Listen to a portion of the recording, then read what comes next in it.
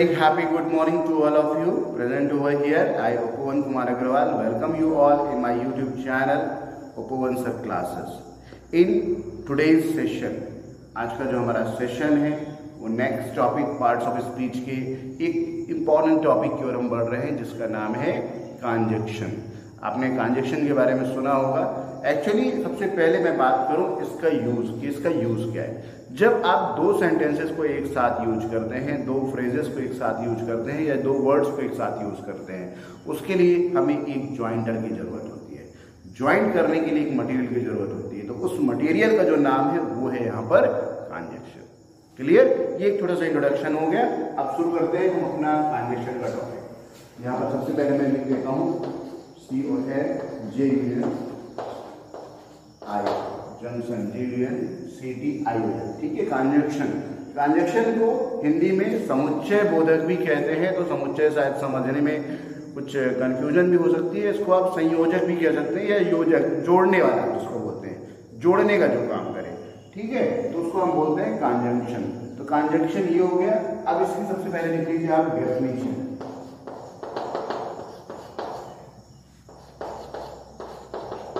It is a word, ऐसा definition में लिख लीजिए। It is a word which is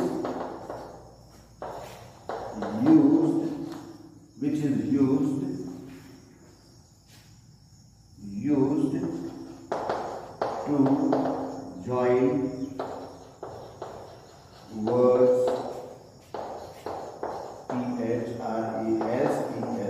phrases and sentences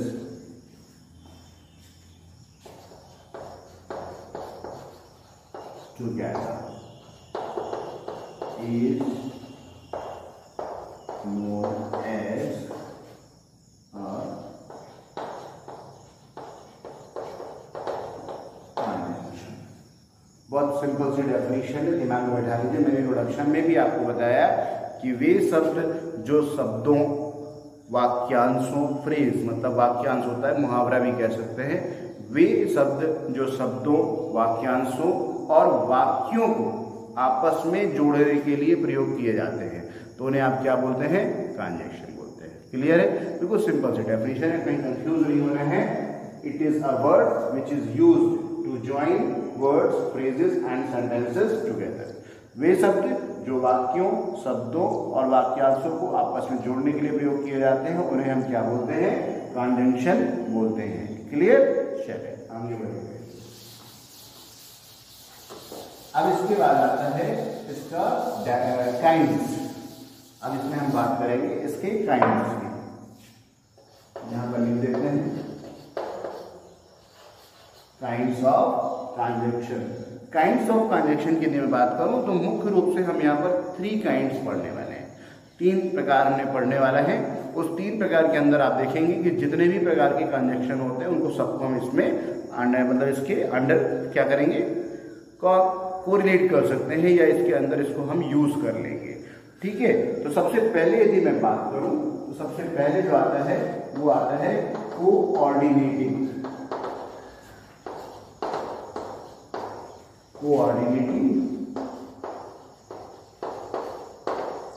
कॉन्जंक्शन। Coordinating कॉन्जंक्शन। Coordinating कॉन्जंक्शन एक तरह से वे कॉन्जंक्शन होते हैं जो बड़े ही साधारण या सिंपल वर्ड्स के रूप में सामने आते हैं और सेम रैंक के सेंटेंसेस को, सेम रैंक मतलब एक ही तरह के वाक्य जैसे होते हैं, ऐसे वाक्य जो दूसरे पे डिपेंड नहीं होते, तो जो सेम रैंक के सब सेंटेंसेस होते हैं, फ्रेजेस होते हैं या वर्ड्स होते हैं, उनको आपस में जोड़ने के लिए प्रयोग किए जाते हैं, तो उसको आप क्या बोलेंगे? कोऑर्डिनेटिंग। क्लियर है? चलिए डेफिनेशन लिख लीजिए। It joins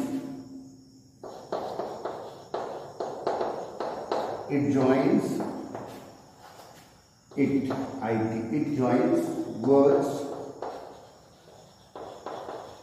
phrases and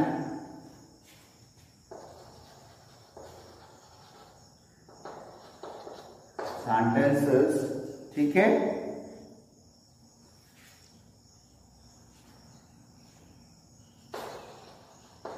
together, T-O-G-E-T-H-E-R.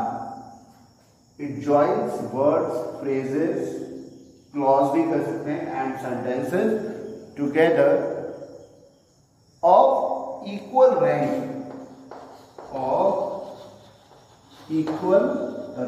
ये इसका इंपॉर्टेंट क्लॉज है यहाँ पर, ऑफ इक्वल रैंक और ऑर्डर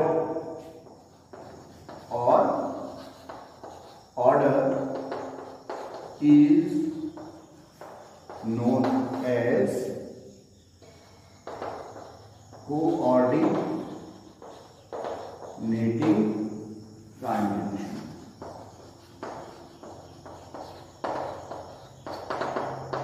ठीक है, ये कह रहे हैं कि जब हमारे पास ऐसे शब्द, ऐसे फ्रेज या ऐसे वाक्यांश आए जो सिर्फ एक सीक्वेंस या एक प्रॉपर ऑर्डर में हो, एक जैसी ऑर्डर में हो, एक सेम रैंक में हो, एक इक्वल रैंक में हो, तो उसके लिए हम क्या करते हैं, कोऑर्डिनेटिंग ट्रांजैक्शन का यूज करते हैं। अब इंपॉर्टेंट ये आता है कि कोऑर्डिनेटिंग ट्रांजैक्शन वर्ड्स कौन से होते हैं। ठीक है, पहले एक एग्जांपल देखो। एज की मैं बात करूं, लिखा हुआ है Ram is playing and Shyam is studying. S-T-U-D-U-I-N-G. D-U-S-T-U-D-I-N-G. Studying. ठीक है, अब ध्यान से देखिए ये क्या बोल रहा है, राम इज प्लेइंग, राम क्या कर रहा है, राम खेल रहा है, एंड श्याम इज स्टडीइंग। ठीक है, स्टडी कर दीजिए, कुछ भी कर दीजिए, कंफ्यूजन है, कंफ्यूजन ना रहे, इससे अच्छा मैं यहाँ पर क्या कर देता हूँ, रीडिंग कर देता हूँ। ठीक है, Ram is playing and Shyam is reading. Ram खेल रहा है और श्याम क्या कर रहा है, रीड आउट कर रहा है।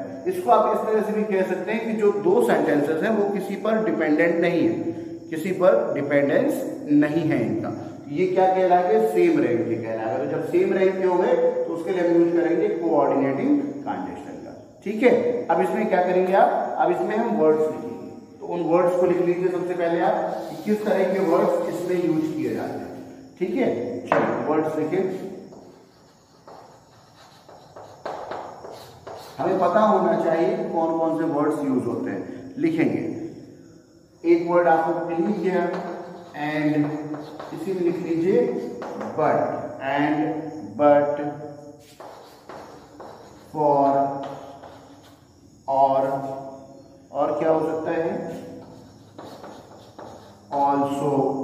ठीक है, और कर दीजिए एज वेल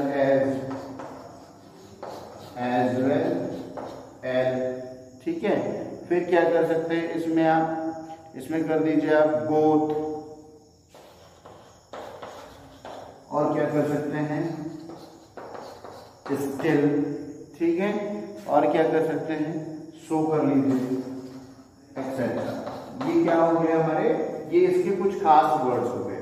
अब हमने आपके सामने 1 2 3 4 5 6 7 8 9 वर्ड्स दिए हैं। आपको इसका काम करना है, इन 9 वर्ड्स को सेंटेंसेस के रूप में यूज करना है। आपको देखना है कि इन सेंटेंसेस का यूज किस तरह से होता है।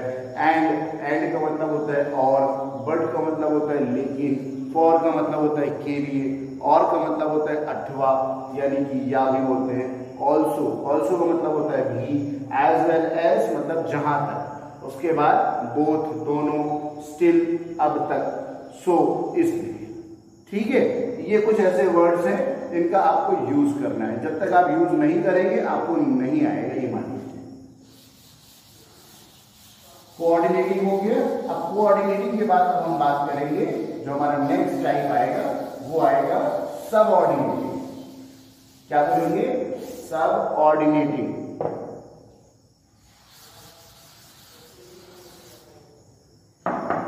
सेकेंड डाल दीजिए, सबऑर्डिनेटिंग। ठीक है, आपको मैं एक चीज और बता दूं, आगे चल के हम आपको लास्ट में हमारे एक बहुत जबरदस्त टॉपिक आने वाला है क्लॉज का। ठीक है। तो क्लॉज में भी ये वर्ड्स आपको देखेंगे, मिलेंगे, कोऑर्डिनेट, सबऑर्डिनेट, ये भी मिलेंगे, तो इसको दिमाग में जरूर बैठा के चलिएगा। मैं इसको एक छोटा सा और आपको डिफाइन कर देता हूँ, कैसे पहचानेंगे आप। कोऑर्डिनेट मतलब कि इसको आप कह सकते हैं इक्वल, कोऑर्डिनेट मतलब बराबर, ठीक है।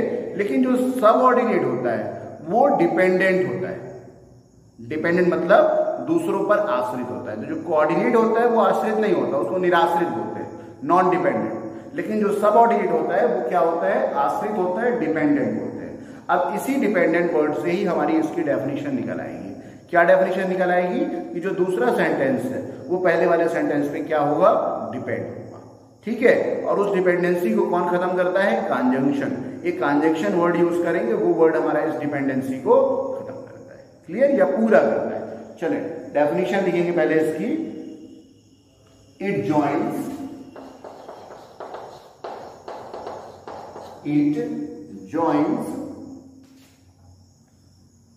वही सारे वर्ड्स, कौन कौन से वर्ड्स, फ्रेजेस, सेंटेंसेस, क्लॉजेस, है ना। टू लिख दें, it joins words, phrases and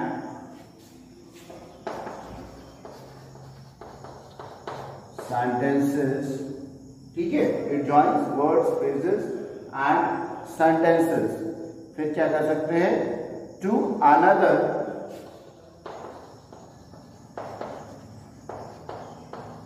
on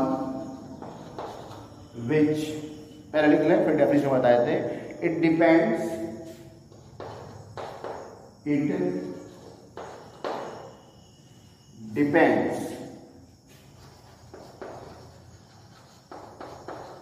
on, it depends on ना करके for करिए, it depends for its, it depends for its complete sense, बस इतना कर लीजिए, is known as subordinating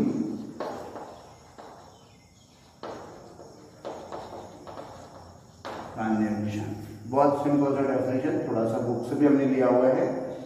It joins words, phrases and sentences together, एक साथ जोड़ता है, to another on which, जो other है, कहने का मतलब कि ये ज्वाइन करता है वर्ड्स को, फ्रेजेस को, सेंटेंसेस को, किसके साथ, to another, और जो दूसरे वर्ड्स से सेंटेंस है उनसे, on which, किस लिए, it depends, क्योंकि ये डिपेंड होता है, आश्रित होता है, for its complete sense, क्योंकि इसका जो कंप्लीट सेंस है वो पूरी तरह से पूरा नहीं हुआ होता है, तो वो दूसरे पर डिपेंड होता है। समझ में आई बात। तो डिपेंडेंसी को खत्म करने के लिए हम इसका सबऑर्डिनेट कंजंक्शन का उपयोग करते हैं। क्लियर। अब जैसे मान लीजिए एक सेंटेंस की मैं बात करूं, एक छोटा सा सेंटेंस यहां पर यदि हम ले लें,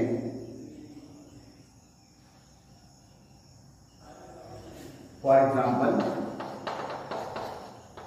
वी ईट फूड, ऐसा करके ले लीजिए, we eat food so that we live, ऐसा करके ले। वी ईट फूड, हम खाना खाते हैं, खाना खाते हैं, क्यों खाते हैं, ताकि, सो दैट का मतलब क्या होता है, ताकि, वी लिव, हम जिंदा रहें, या हमें जिंदा रहने के लिए खाना खाना है। तो पहले हमें क्या बोलना पड़ेगा, वी ईट फूड, हम खाना खाते हैं, सो दैट, ताकि, वी लिव, हम जिंदा हैं। क्लियर। चलिए अब आ जाते हैं इसके किसमें, वर्ड्स में। वर्ड्स लिख लीजिए इसके कि किस किस तरह के वर्ड्स इसमें आप यूज करने वाले हैं, लिख लीजिए। बिकॉज, बिकॉज मतलब क्योंकि, उसके बाद लिख लीजिए आफ्टर, लिख लीजिए इफ, IF, इफ मतलब होता है यदि, उसके बाद कर लीजिए क्या, अनलेस, अनलेस का मतलब होता है यदि नहीं, उसके बाद कर लीजिए दैट, फिर कर दीजिए THOUGH, दो मतलब होता है यद्यपि, दो पढ़ेंगे इसको, दो का मतलब होता है यद्यपि। फिर कर सकते हैं आप एज, फिर क्या कर दीजिए वाइल मतलब होता है के दौरान। फिर उसके बाद क्या कर सकते हैं सिंस का मतलब यहाँ पर होता है चूंकि, ध्यान रखिएगा सिंस। उसके बाद क्या कर सकते हैं सो का मतलब भी इसलिए होता है, यहाँ पर भी यूज होता है, ध्यान रखिएगा। सो की जगह कर दीजिए सो दैट, तो ज़्यादा बेहतर रहेगा, एक्सेट्रा। ये पर्याप्त हो गए। 1 2 3 4 5 6 7 8 9 10। इस बार 10 वर्ड्स आपके पास आ गए, इनका सबका यूज करना है। बिकॉज का मतलब क्यों, इसलिए क्योंकि, ठीक है। आफ्टर का मतलब बाद, इफ का मतलब यदि, अनलेस मतलब यदि नहीं, दैट मतलब होता है कि, दो मतलब होता है यद्यपि, एज जैसा कि, वाइल के दौरान, सिंस का मतलब चूंकि, सो दैट का मतलब ताकि, ठीक है। चलिए ये हो गया आपका। इसके बाद हम और आगे बात करेंगे तीसरे काइंड की, जो हमारा आज के वीडियो का लास्ट काइंड है। इसमें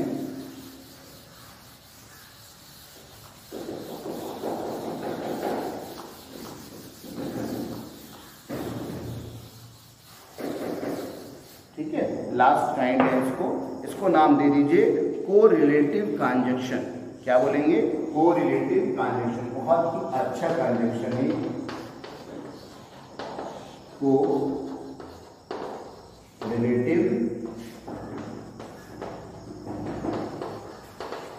कंजक्शन। इसको आप इस तरह समझ लीजिए कि ये जो कंजक्शन होते हैं हमेशा पेयर में ही देखे जाते हैं, हमेशा पेयर में ही देखे जाते हैं। These words are always seen or found in pairs।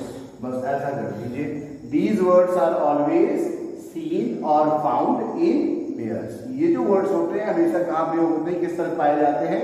Pair में। अब पेयर में जैसे मैं बात करूं, बट ओनली नॉट आल्सो, सुना होगा ना वर्ड आपने, बट ओनली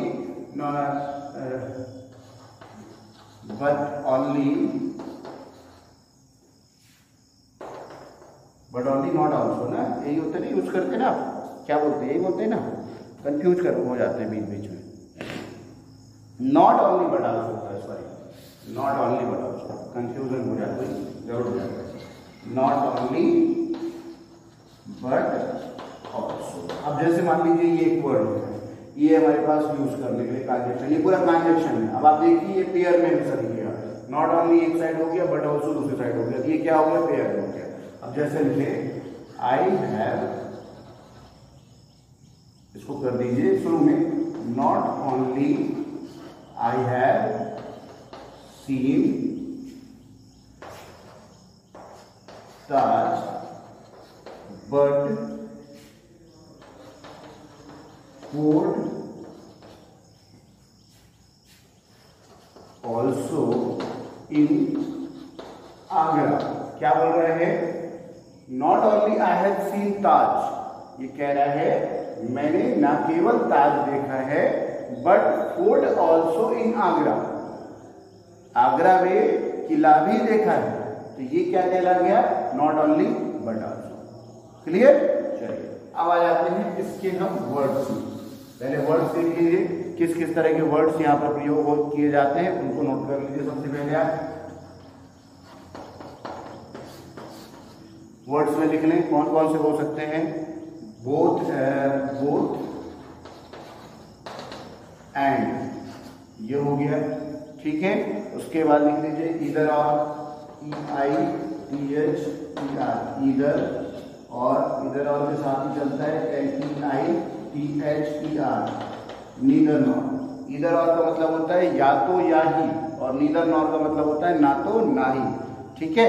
उसके बाद यदि मैं बात करूं और क्या हो जाता है आपका?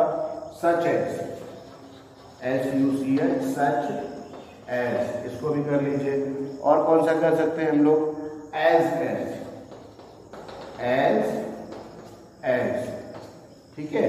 उसके बाद और क्या कर सकते हैं? नॉट ओनली बट ऑल्सो, आई है तो उसको लिख लीजिए, नॉट ओनली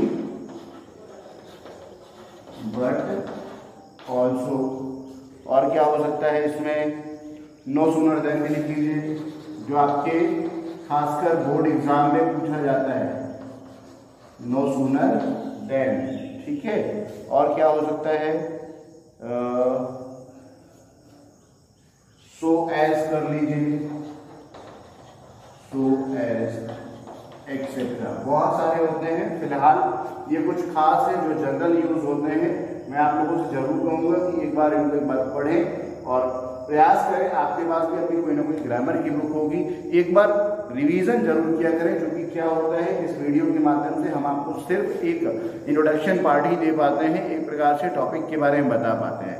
सारे एग्जाम्पल्स को बता पाना शायद वीडियो में पॉसिबल नहीं होता, क्योंकि वीडियो की लेंथ बहुत ज़्यादा हो जाती है, ठीक है।